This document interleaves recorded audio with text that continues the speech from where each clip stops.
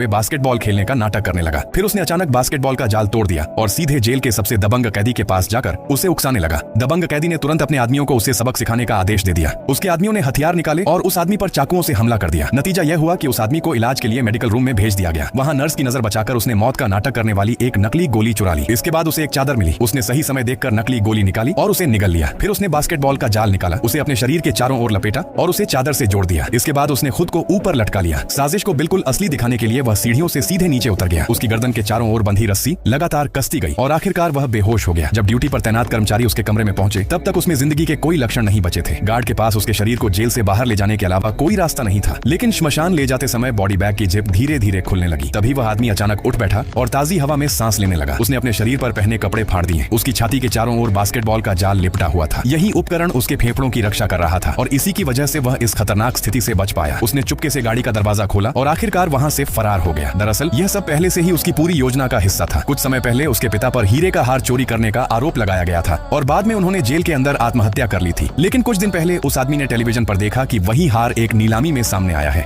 इसके बाद उसने अपने पिता का सामान खंगालना शुरू किया। तभी उसे एक पत्र मिला जिसमें 2 शब्दों की वर्तनी जानबूझकर गलत लिखी गई थी। इसी सुराग के जरिए उसने जैक नाम के एक व्यक्ति का पता लगाया। लेकिन जैक अभी भी अपनी सजा जेल में काट रहा था। सच्चाई जानने के लिए उस आदमी ने एक ऐसे कैदी को ढूंढ निकाला जो बिल्कुल उसकी तरह दिखता था। उसने चालाकी से हथकड़ियां अपने हाथों में डाल ली। फिर गार्डों की शिफ्ट बदलने का फायदा उठाकर उसने खुद को एक कैदी के रूप में छिपाया और जेल के अंदर दाखिल हो गया। जेल के अंदर जाकर आखिरकार उसे जैक मिल गया। जैक से मिले सुरागों के आधार पर उसने अपने पिता की किताब ढूंढ निकाली। उस किताब में कुछ शब्दों पर खास निशान लगाए गए थे। जब उसने उन शब्दों को सही क्रम में जोड़कर एक वाक्य बनाया तो सच्चाई सामने आ गई। दरअसल जेल के मालिक ने ही उसके पिता को फंसाया था। अपने पिता के साथ हुए अन्याय का बदला लेने के लिए उसने उस हार की नीलामी में हिस्सा लिया। आखिरकार उसने वह हार $60 करोड़ में खरीद लिया। नीलामी खत्म होने के बाद उसने दावा किया कि वह हार को खुद जांचना चाहता है। उसी वक्त उसके बॉडीगार्ड ने अचानक उस पर हमला कर दिया। मची अफरा तफरी का फायदा उठाकर उसने असली हार कूड़ेदान में फेंक दिया और जानबूझकर नकली हार जमीन पर गिरा दिया। बॉडीगार्ड तुरंत नकली हार उठाकर वहां से चले गए और इसी दौरान उसने खुद को एक सफाई कर्मचारी के रूप में छिपा लिया और चुपचाप कूड़ेदान से असली हार निकाल लिया। इस